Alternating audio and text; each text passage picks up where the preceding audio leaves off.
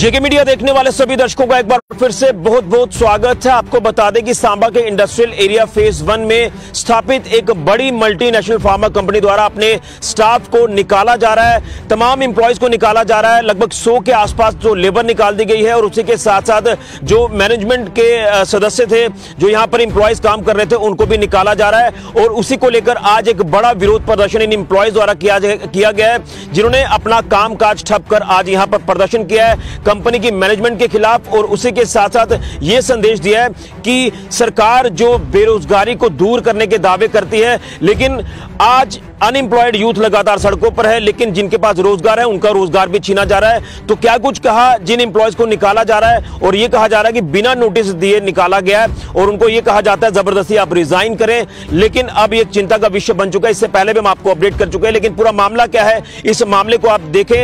और उसी के साथ साथ यहां जो पॉलिटिकल लीडर्स इनका साथ देने आए हुए हैं वो क्या कहते हैं, इस रिपोर्ट में आपको विस्तार से बताएंगे।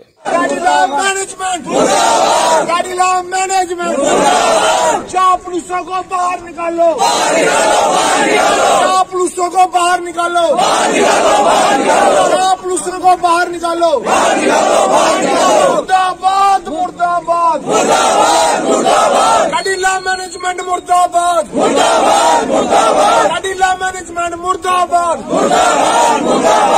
ठीक नहीं, हम हक मांगते, लूट तुम्हारी नहीं चलेगी, नहीं चलेगी। जमीन हमारी, लूट तुम्हारी नहीं चलेगी, नहीं चलेगी। जमीन हमारी, लूट तुम्हारी नहीं चलेगी, नहीं चलेगी। प्रदेश हमारा, लूट तुम्हारी नहीं चलेगी, नहीं चलेगी। लोग हमारे, लूट तुम्हारी नहीं चलेगी, नहीं चलेगी। लोग हमारे, लूट तुम्हारी नहीं चलेगी, नहीं चलेगी। एलजी साहब होश में हो, होश में हो, होश में हो।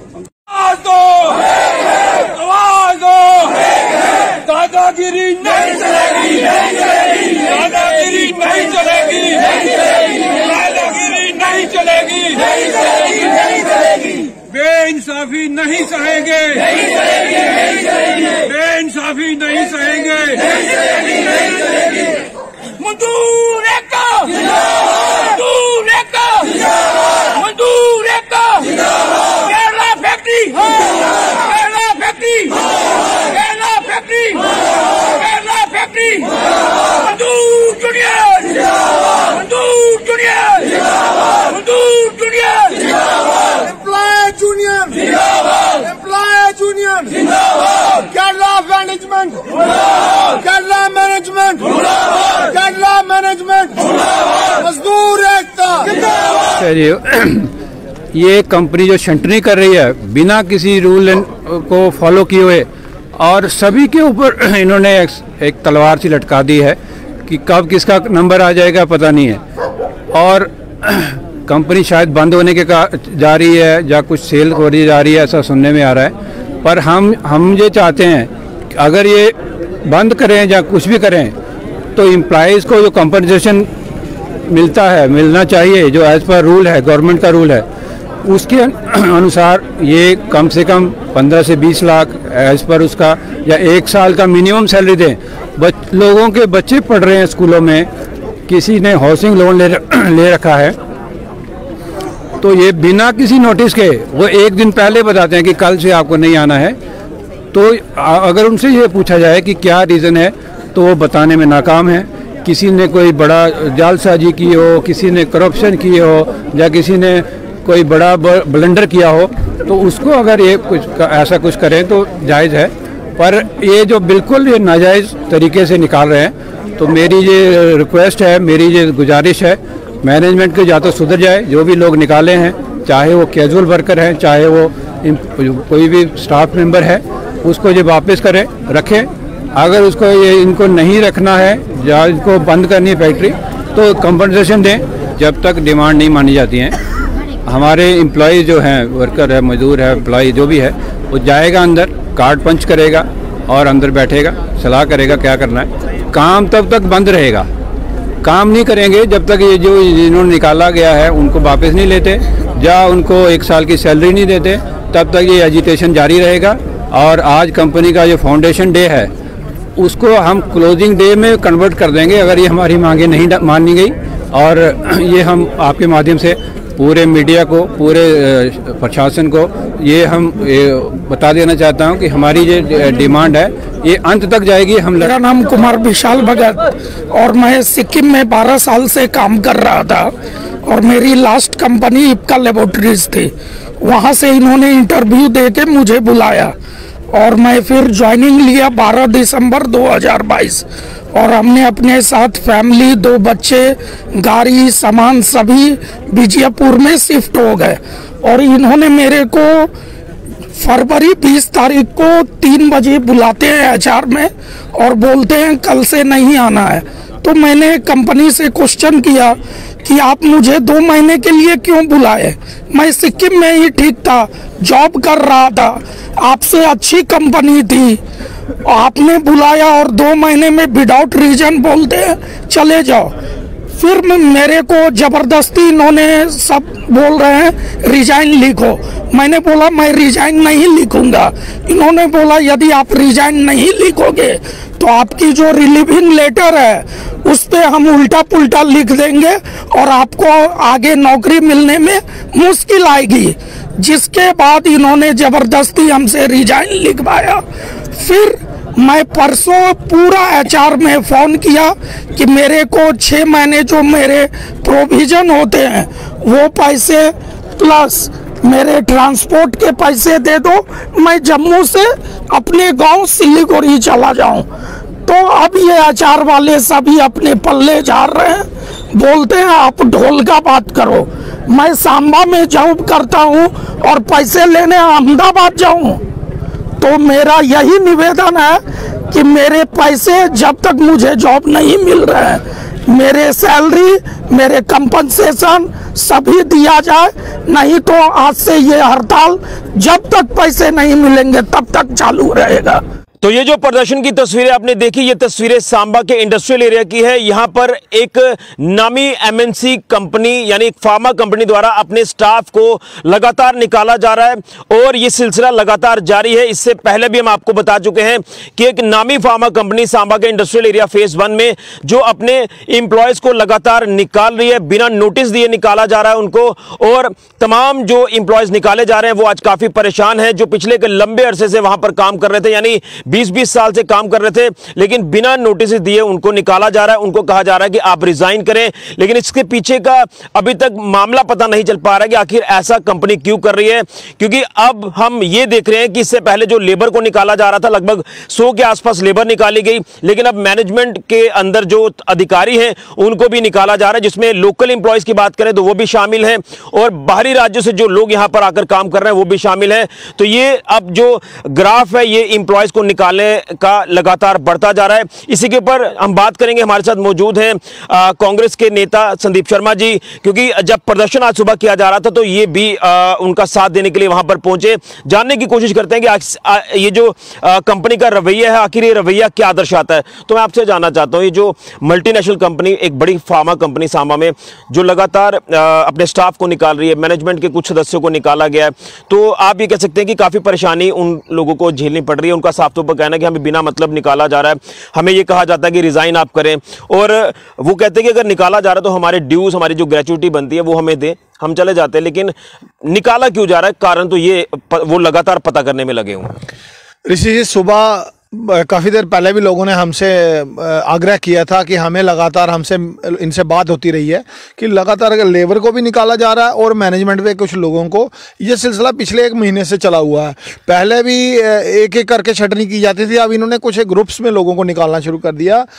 समझने वाली बात ये है कि आगे ही बेरोजगारी जो है चरम सीमा पे है, लेकिन जो लोगों को काम थोड़ा बहुत मिल रहा था अब वो भी कहीं ना कहीं अपने काम से हाथ धो रहे हैं। लेकिन मुझे जहाँ तक लगता है इसमें सबसे बड़ा हाथ इंडस्ट्री पॉलिसी का है, क्योंकि मैं ये इसलिए साफ स्पष्ट कहना चाह रहा हूँ, औद्योगिक क्षेत्र का जो हाल अब बना हुआ है, 370 टूटने के बाद जो सरकार ने कहा था कि बहुत सारी इंडस्ट्री आएंगी, मुझे लग रहा है अब इंडस्ट्री आ नहीं रही है, इंडस्ट्री यहाँ से जा रही है, क्योंकि सरकार का जो रवैया है वो जमीनी धरातल पे कहीं ना कहीं दरकिनार दिख रहा है। इंडस्ट्री को लेकर इतनी गंभीरता नहीं दिखाई जा रही। इसके मैं प्रमाण दूंगा पहले, क्योंकि मैं इस जो ये छंटनी हो रही है, जो एम्प्लॉइज को निकाला जा रहा है, ये एक पूरा होल सिनेरियो इंडस्ट्री का, औद्योगिक क्षेत्र का बनता जा रहा है। बड़ी ब्राह्मणा में सुधीर बंद हो गई। सुधीर ने भी इसी तरह एक करके लोगों को निकाला था, फिर उन्होंने क्या किया, अपना प्लांट ही बंद कर दिया। और जो लोग वहाँ से अपना जीवन यापन करते थे, यहाँ से भी जाया करते थे, वो आज कहीं ना कहीं बेचारे सड़कों पे हैं। वही हालत हमारे और एक MNC कंपनी है, मैं नाम सबका नहीं लूँगा, और दूसरी ये आ गई, जिंदल बंद हो गई, भारत बक्स बंद हो गई। और सांबा में सांबा और बड़ी ब्राह्मणा औद्योगिक क्षेत्र है, लोगों का मेन सोर्स ऑफ इनकम है। जो छोटा मोटा लोग इंडस्ट्री पर डिपेंड हुआ करते थे, चलो सरकार ने किसी समय, पुरानी सरकारों ने यही सोचा कि हमारे लोगों के पास और कोई काम नहीं है, इंडस्ट्रियलाइजेशन एक छोटा सा ला के एरिया और लोगों को रोजगार दिया जाएगा। अब चिंता का विषय ये है, मैनेजमेंट उनको कोई जवाब नहीं दे रही। उनके ड्यूज बड़े हैं, उनके बच्चे हैं, 8 बजे सुबह वो जाते हैं, 12 घंटे की वो ड्यूटी लेते हैं। उसके बाद उनको रात मतलब शाम को फरमान आ जाता है कि कल को आप रिजाइन करें, और प्रेशराइज किया जाता है कि आप जबरदस्ती रिजाइन दें, नहीं तो हम आपके रिज्यूम में ऐसा कुछ लिख देंगे कि आपको कहीं फ्यूचर खराब हो। अब ये मतलब एक धमकाने की कोशिश आ गई है। MNC जिसका बहुत बड़ा हिंदुस्तान में नाम है, ऐसी कौन सी वजह है कि इन लोगों को यहाँ से, जिन्होंने 20-20 साल इस कंपनी को बनाने के लिए अपना सारा जीवन लगा दिया। लेकिन जानना चाहूँगा ना, जिसमें लोकल्स को लेकर ये कहा गया था कि जब यहाँ पर इंडस्ट्रियल सेक्टर स्थापित हो रहा था कि लोकल्स को जो वो एक बड़ी रेशियो के हिसाब से यहाँ पर रोजगार दिया जाएगा, लेकिन आज लोकल्स तो यहाँ निकाले जा रहे हैं, और खासतौर पर वो परिवार जो बाहर से आकर यहाँ पर काम कर रहे हैं उनको भी निकाला जा रहा है, और वो तो कह रहे हैं कि हमने तो पूरी जिंदगी अपने दांव पर लगा दी। लेकिन कहीं ना कहीं एक चिंता का विषय बन चुका है इसको। सबसे बड़ा है सरकार की पॉलिसी, में कह रहा हूँ, आए दिन वो जॉब फेयर्स लगा रही है कि इंडस्ट्री आ रही है बाहर से, जो लगी हुई है उनको तो आप संभाल नहीं पा रहे हैं। कुछ तो कुछ कारण होगा जो सरकार का रवैया, जो सब्सिडी रिलेटेड 2025 में तमाम पुरानी इंडस्ट्री की जो है सब्सिडी की जो टाइम लिमिट है वो खत्म हो रही है। तो मुझे लगता है ये इंडस्ट्री क्या करिए, न्यू इंडस्ट्री यूनिट की पॉलिसी के तहत पुराने को बंद करके नया यूनिट कहीं और स्थापित करें। बहुत सारे ऐसे लोग, मैं फिर वही कहूँ कि नाम लेने से किसी का हमें नाम खराब नहीं करना है। इंडस्ट्री हमारे लोगों को रोजगार देती है, लेकिन रवैया एडमिनिस्ट्रेटिवली और गवर्नमेंट का, LG साहब को गंभीरता से, हमारे जो चीफ सेक्रेटरी जो औद्योगिक क्षेत्र को देख रहे हैं, इंडस्ट्री ऑफ कॉमर्स आ गई, बिजनेस बहुत हालात में है, बेरोजगारी का आंकड़ा चरम से, ये लोग कहाँ जाएंगे? सरकार इनको फिर से रोजगार दे पाएगी? नहीं दे पाएंगी। और दूसरी बात, आपका कहना यह है कि जो लोग 20-20 साल से लगे हुए हैं, एम्प्लॉइज का दर्द देख रहा था जिस तरह से ये प्रदर्शन कर रहे थे, आज बाहर से 700 किलोमीटर से आया, वो अपने बच्चे लेके कहाँ जाएगा? जहाँ तो उनको 1 साल का समय दिया जाए कि वो कहीं और एडजस्ट हो सके, उन्होंने अब 1 मिनट में आप निकाल देंगे, कहाँ जाएंगे वो लोग? और ये आने वाले दिनों में बहुत सारी चुनौती सांबा के औद्योगिक क्षेत्र के लिए, क्योंकि हमारी ज़मीन तो चली गई।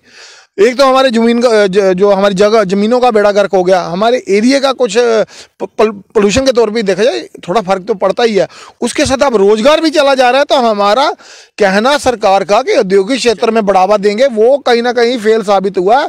सरकार इसको देखे, एडमिनिस्ट्रेटर देखे इसको। बिल्कुल। अब मसले की गंभीरता को समझते हुए आप इनके फेवर में क्या कहेंगे, और LG प्रशासन को क्या कड़ा संदेश आप करेंगे? हम प्रशासन को, LG प्रशासन को कहेंगे कि सिन्हा साहब, आपने 370 टूटने के बाद जो इंडस्ट्रियलाइजेशन बूम का जो लोगों को भरोसा दिया था, ये तो लगी हुई इंडस्ट्री भी भाग रही है, हमारे लोगों की जमीनें खा के, सब्सिडी खा के। अब ये लोग हमारे लोगों को निकाल के अपना सामान उठा के कल कहीं और लगाएंगे जहां इनको बेनिफिट होगा।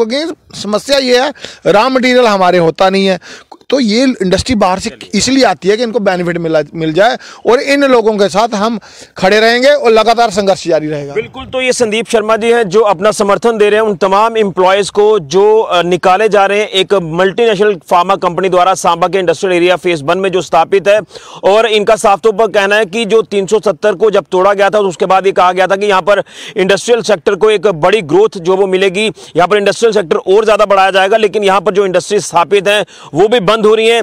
अब इसके पीछे कारण क्या है? जिस तरह से ये MNC लगातार अपने इंप्लॉयज को निकाल रही है, 15 दिन पहले भी हमने आपको इसी कंपनी का अपडेट किया था कि इंप्लॉयज को बिना नोटिस दिए निकाला जा रहा है, उनको जबरदस्ती कहा जा रहा है कि आप रिजाइन करें।